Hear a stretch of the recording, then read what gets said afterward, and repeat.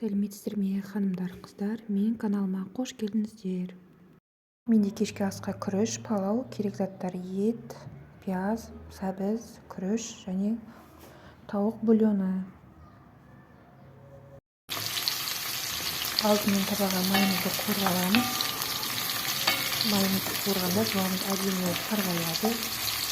Қарғайғанша қуырып аламыз.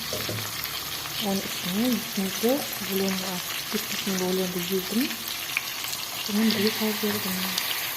Şimdi етімізді қуырып аламыз соуспен бірге. Әдемі қылып оны жабыстыру үшін үстіне қара тұзды құйып тұрамыз арасында. Ет әдемі піскенше қуырып аламыз.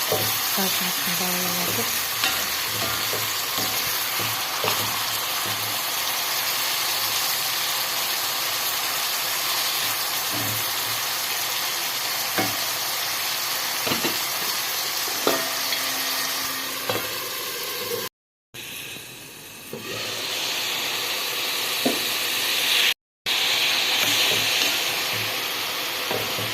Miniki etimiz pişiyor kaldı.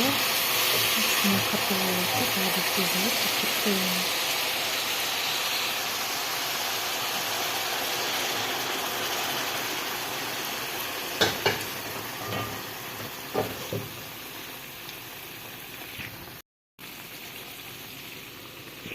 Miniki etimiz dayın. Енді сәбізімізді салып, тағы да бір 2-3 минут қабықтырып қоямыз. Сәбізіміз пісуі керек. Одан кейін сәбіздің үстіне сарымсағымызды, чесногымызды саламыз.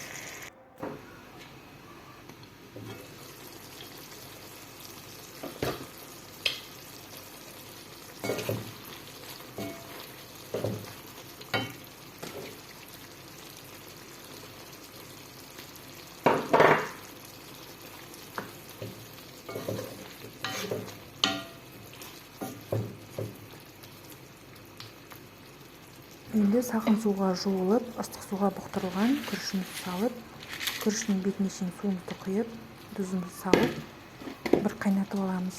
Бір қайнағаннан кейін газдың астын баяулатып, төменгі қызуға бетін жауып бұқтырып қоямыз. Сосын оның беті 15-20 минуттан кейін ашып, дәмін қараймыз. 15-20 минутта піседі.